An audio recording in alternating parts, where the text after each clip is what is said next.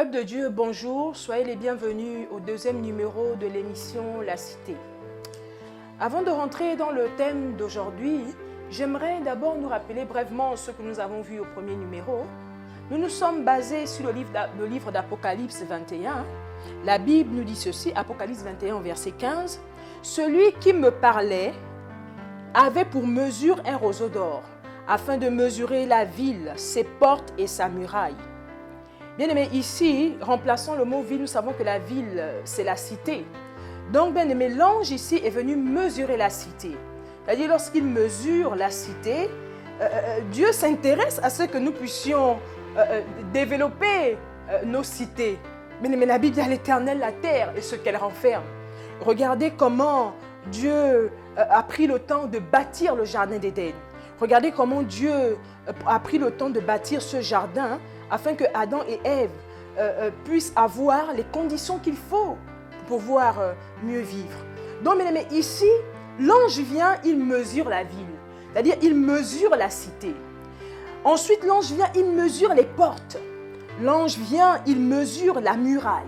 Bien aimés, dans une nation, la muraille ici, une muraille nous sert de protection. La muraille ici nous sert de protection. Si la muraille n'a pas les mesures qu'il faut, je vous assure que vous allez être exposé à tous les dangers. À tous les dangers. L'ange est venu et il a mesuré la muraille. Et bien aimé, ce soir, je ne reviendrai pas sur le thème du premier numéro.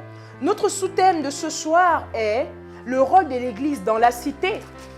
Bien aimé, nous voulons montrer au travers des textes bibliques que effectivement, l'Église a une part à jouer dans la cité. La Bible dit que ne vous conformez pas au siècle présent, mais soyez transformés par le renouvellement de l'intelligence, afin de discerner la volonté de Dieu, ce qui est bon, agréable et parfait. Bien aimé, lorsque Jésus est monté, Jésus a dit « Allez et faites de toutes les nations des disciples ». Jésus n'a pas dit « Restez dans l'église et faites de l'église », c'est-à-dire des éternels, c'est-à-dire nous restons éternellement dans le temple. Jésus dit « Allez ». C'est-à-dire donc il donne une responsabilité à l'Église d'aller et de faire de toutes les nations des disciples. Donc, bien aimé, ici, l'Église a effectivement un rôle à jouer dans la cité. Et bien aimé, ce soir, nous voulons nous appuyer sur le livre de 2 Rois, chapitre 2, versets 19 à 22. Bien aimé, ici, la parole de Dieu nous parle de l'histoire du prophète Élisée. La Bible nous parle de l'histoire du prophète Élisée. Cette histoire, bien aimé, est reliée à la ville de Jéricho. La Bible nous dit ceci, que pendant que Élisée marchait avec Élie, Élie était sur le point de monter. Et bien aimé, Élie va donner la double portion de son esprit au prophète Élisée. Mais bien aimé, le prophète Élie aurait pu donner à Élisée une seule portion de son esprit. Il a donné au prophète Élisée la double portion de son esprit, la double portion de son esprit. Mais le prophète Élisée avait-il besoin d'une double portion? Bien aimé, à cause du mandat que le prophète Élisée avait, effectivement, le prophète Élisée avait besoin de cette double portion. Parce que la Bible nous dit ici qu'il y avait autour de la ville, c'est-à-dire pendant que le prophète Élisée, le prophète Élie ils sont allés au Jourdain, ils sont allés à Jéricho, ils ont traversé la ville. La Bible nous dit qu'il y avait les fils des prophètes qui étaient à côté. Donc, bien aimé, comment à un seul homme, on va transmettre une double portion? N'y avait-il pas dans les fils des prophètes celui qui pouvait prendre une portion et donner à Élisée une autre portion? C'est-à-dire partager ces portions entre deux personnes. Mais bien aimé, ça s'explique à cause du mandat que le prophète Élisée avait. C'est-à-dire cette double portion représentait la dimension roi et sacrificateur. C'est-à-dire la dimension étatique et la dimension ecclésiastique. D'où nous avons vu le prophète Élisée s'initier dans les choses de la cité. Élisée n'a jamais mis les problèmes de la cité à côté. Élisée s'est impliqué dans les problèmes de la cité. Donc, mais ici, au travers du livre de 2 Rois, chapitre 2, à partir du verset 19 à 22, la Bible nous dit ceci. Les gens de la ville dirent à Élisée, « Voici, le séjour de la ville est bon, comme le voit mon Seigneur, mais les eaux sont mauvaises. » Bien, mais ce soir, j'aimerais souligner certains points. Lorsque nous parlons des gens, bien, mais lorsqu'on parle des gens de la ville, c'est-à-dire les gens de la ville de Jéricho, bien, mais ces gens n'étaient rien d'autre que les citoyens. La Bible ne nous dit pas ici que les chrétiens de la ville. La Bible ne nous dit pas ici que, c'est-à-dire ceux qui adoraient le Seigneur. La Bible nous dit bien que les gens de la ville, donc ces gens étaient confondus. Il y avait certainement des païens, il y avait certainement des chrétiens, on nous dit les gens de la ville. Donc c'est-à-dire c'est des personnes qui avaient, qui avaient une appartenance par rapport à cette ville. Donc la dimension citoyenne. Bien, mais je disais dans le premier numéro de cette émission que nous ne pouvons pas prétendre être citoyens du royaume et ne pas, c'est-à-dire si nous sommes des bons citoyens du royaume, nous allons être des bons citoyens pour notre nation. Et c'est le parallélisme des formes. Tu ne peux pas être un bon citoyen du royaume et être un mauvais citoyen pour ta nation. Donc, bien aimé, ici, les gens de la ville dirent à Élisée, je veux changer ce terme, les citoyens de la ville dirent à Élisée. Et bien, mais plus loin, ici on dit les gens de la ville, donc en d'autres termes, les citoyens de la ville. Changeons le mot ville, mettons le mot cité. Donc les citoyens de la cité dirent à Élisée. Bien, mais je veux m'appesantir sur ces mots parce qu'ils ont une grande importance. Si nous voulons susciter, si nous voulons réveiller cette génération d'hommes et de femmes qui doivent participer à la vie de la nation. Bien aimé, ici, les gens de la ville, donc les citoyens de la ville, les citoyens de la cité dirent à Élisée. Bien aimé, j'aimerais préfigurer Élisée ici par l'église. Je veux préfigurer ici Élisée, le prophète Élisée par l'église. C'est-à-dire, les gens de la cité dirent à l'église. Les gens de la cité dirent à l'église. Mais bien aimé, ici, il ne s'agit pas de n'importe quelle église. Il s'agit d'une église avec une dimension hautement prophétique. Bien aimé, je ne dis pas une dimension prophétique. Je ne parle pas de cette personne qui dit « Oh, je fais des songes et je suis appelé au ministère prophétique ». Je ne parle pas de cette personne, c'est-à-dire tu commences à avoir une petite parole de connaissance et puis tu dis « Je suis prophète ». Je parle de cette personne qui a l'office, cette personne qui est prophétique. Cette personne qui devient un signe pour la ville, un signe pour sa génération. C'est-à-dire, au moment où Élisée a reçu le manteau, ces gens ont su qu'à ce moment-là, Élisée devait être une réponse pour la ville. Donc ici, bien aimé, le prophète Élisée n'a pas reçu le manteau que pour Korabashandaraba.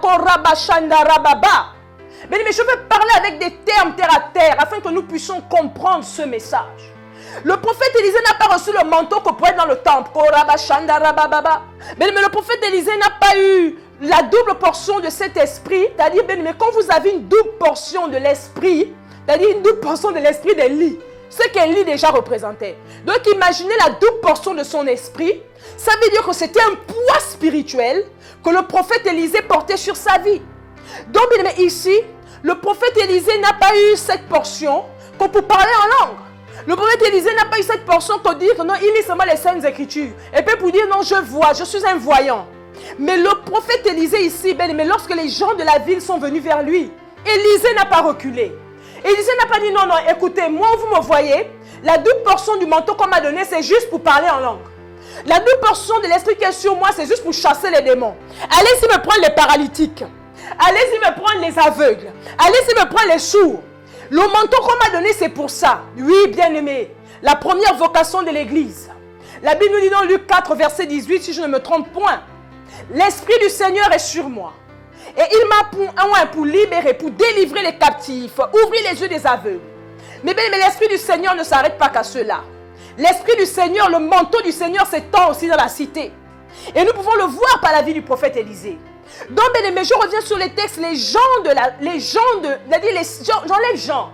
citoyens de la cité, dire à Élisée, donc dire à qui? À l'église. C'est-à-dire ces personnes sont allées vers l'église. Parce que les eaux de Jéricho étaient souillées. Les eaux de Jéricho étaient arrivées à un niveau où tout était stérile. Plus rien ne fonctionnait sur le plan spirituel. Plus rien ne fonctionnait sur le plan économique. Plus rien ne fonctionnait sur le plan social. Plus rien ne fonctionnait sur le plan culturel. C'est-à-dire la ville était stérile. Mais nous savons ce que la stérilité veut dire. Lorsqu'il y a stérilité, plus rien ne jaillit. Plus rien ne produit. Plus rien ne fonctionne. À ce moment-là, bien aimé, les gens de la ville, ou bien les citoyens de cette ville, auraient pu, bien aimé, se tourner vers certainement ceux qui avaient les plus grandes formules Mais ils ont dit, on va se tourner vers celui qui a reçu la double portion du manteau d'Élie. Donc, bien aimé, ici, la Bible nous dit, voici le séjour de la ville. Le séjour de la ville est bon, comme le voit mon Seigneur. C'est-à-dire, le séjour de la cité est bon. Le séjour de la ville. Bien aimé, j'aimerais que vous puissiez comprendre pourquoi je fais un échange de mots. C'est pour nous amener à comprendre la dimension de la cité. C'est-à-dire la dimension, le rôle de l'église dans la cité. Bien aimé, ici, il dit, mon Seigneur, le pays, le séjour, le pays est bon. La cité est bonne. Mais les eaux sont mauvaises.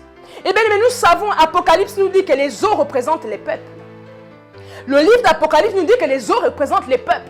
Donc, en d'autres termes, bien, quand les eaux d'une nation sont malades, si les citoyens d'une nation sont malades, si les eaux d'une nation sont stériles, bien, mais si la mentalité d'une nation est stérile, la Bible nous dit ceci. Bien-aimés, soyez transformés par le renouvellement de l'intelligence, afin que vous puissiez discerner. Bien-aimés, il est temps que, je dis bien, je parle à l'église. Je parle à l'église. Mon fardeau est au niveau de l'église. Je parle à l'église. Mon fardeau est focalisé sur l'église. Ne vous conformez pas au siècle présent. Bien-aimés, en d'autres termes, afin de discerner quelle est la volonté de Dieu, bien-aimés, en fonction des saisons, la mentalité aussi doit s'adapter à la saison.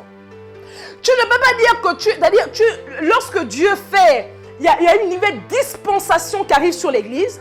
L'église doit rentrer dans la dimension où sa mentalité change. C'est-à-dire pour pouvoir s'adapter au mouvement de l'esprit. Non pas s'adapter à la religion, mais s'adapter au mouvement de l'esprit. Et bien, ici, je disais que mon thème est le rôle de l'église dans la cité.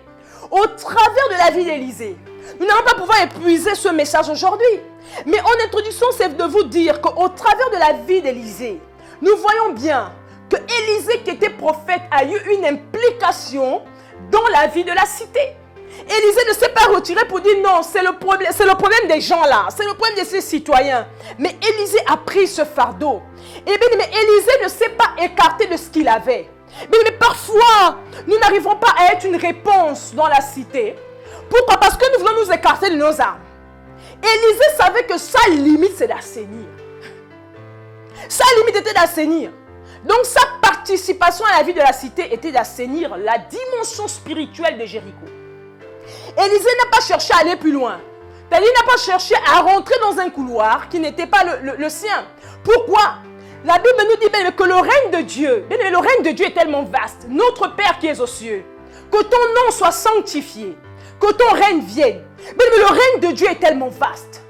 C'est-à-dire, il y a chacun de nous, chaque maillon de la chaîne a un rôle à jouer par rapport à la dimension spirituelle, la dimension économique, la dimension culturelle et la dimension sociale de notre cité.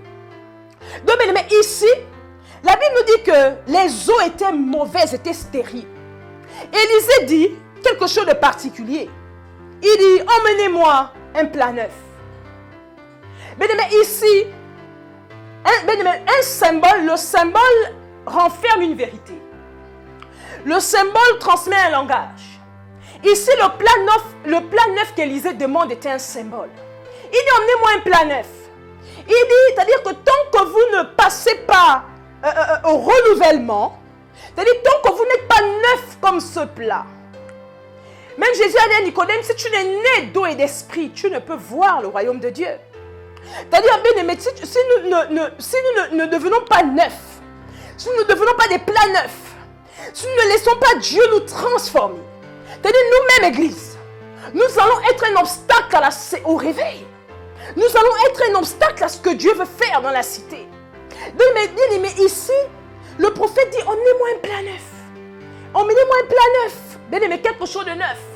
J'aimerais dire à l'église qu'il y a certainement, je disais à mon premier numéro que je ne m'adresse pas, mais je ne m'adresse pas à n'importe qui. Je ne m'adresse pas à la masse. Je m'adresse à une génération, à des hommes particuliers. Je m'adresse ici à la génération Joseph. Je m'adresse à la génération Daniel. Je m'adresse à la génération d'Esdras. Je m'adresse à des hommes intelligents et non seulement intellectuels. Ils ont l'esprit de Dieu, mais ils ont aussi l'expertise pour la cité. Mais si nous voulons aussi que les choses changent, Vous savez, juste pour ouvrir une parenthèse, lorsque je me suis convertie, mon mari avait l'habitude de me dire, Élisée, il faut regarder un peu le journal. Mon époux avait l'habitude de me dire, écoute Élisée, lis un peu les livres là. C'est-à-dire, toi, tu es là que sur la Bible, et la Bible, et la Bible. Tu ne peux pas un peu lire, sortir un peu de... C'est-à-dire, un peu t'informer. Mais pourquoi? Parce que, pour entrer dans la vie de la cité, il faut avoir une forme. C'est-à-dire la forme qui s'adapte aux normes de la cité. Nous ne pouvons pas dire que nous voulons nous impliquer dans la cité sans être formés. Même la Bible nous dit qu'au commencement, c'est-à-dire au commencement, pourquoi? Parce que au commencement de cette saison que Dieu veut, la formation est déterminante. La Bible dit qu'au commencement, Dieu forma. C'est-à-dire Dieu pouvait envoyer Adam comme ça. Dieu pouvait simplement, d'un seul souffle, Adam pouvait apparaître. Mais pourquoi, Dieu a pris le temps de le former? Parce que, Dieu veut nous montrer que la formation est importante. Si tout domaine dans lequel nous voulons exceller, la formation est importante. Et Dieu ne veut plus de cette église.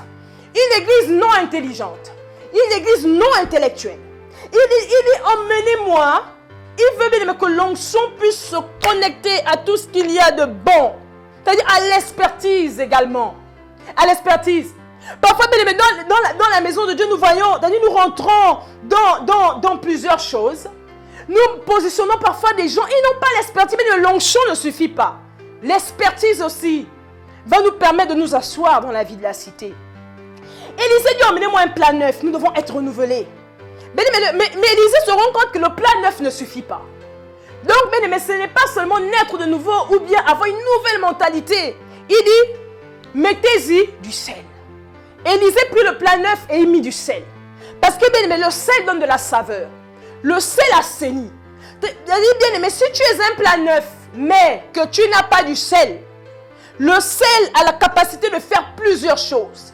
Le sel a la capacité de stopper même parfois la décomposition. Le sel a la capacité de garder, c'est-à-dire de préserver. Le sel a la capacité de purifier, d'assainir, de donner de la saveur. Donc, mais le plat neuf ici ne suffit pas. Et bien, mais pour conclure cela, j'aimerais dire ici, le plat neuf également peut symboliser, bien aimé, de nouvelles visions. Le plat neuf ici peut symboliser de nouvelles infrastructures, mais cela ne suffit pas. Dieu dit, il faut le sel, il faut du sel. Donc, bien aimé, j'aimerais nous amener à comprendre la responsabilité que nous avons en tant que sel. Nous sommes des plats neufs, c'est-à-dire nous n'avons rien fait pour être rachetés, pour être renouvelés. Christ a payé le prix, afin que nous soyons un royaume et des sacrificateurs. Mais Dieu dit, non seulement le plat neuf, mais il faudrait aussi mettre du sel. Donc, il faut se remplir de sel, se remplir de la parole de Dieu. Pourquoi? Parce que dans la vie de la cité, il faut aussi être chargé spirituellement. Donc, ici, effectivement, le prophète Élisée a eu un rôle à jouer dans la cité. Donc, si Élisée, qui était prophète, n'a pas régné la cité, Élisée a dit, il faut que je m'implique à mon niveau. Il a su que ce que Dieu avait mis en lui était le fait d'assainir la dimension spirituelle. La Bible dit qu'il n'y a rien des choses visibles qui ne soit fait sans le monde spirituel. C'est-à-dire que pour commencer à assainir toutes choses, nous commençons par la dimension spirituelle. Voilà pourquoi, bien aimés, les 4 pans, la dimension spirituelle, économique, sociale et culturelle. Que Dieu vous bénisse et à nous revoir au prochain numéro.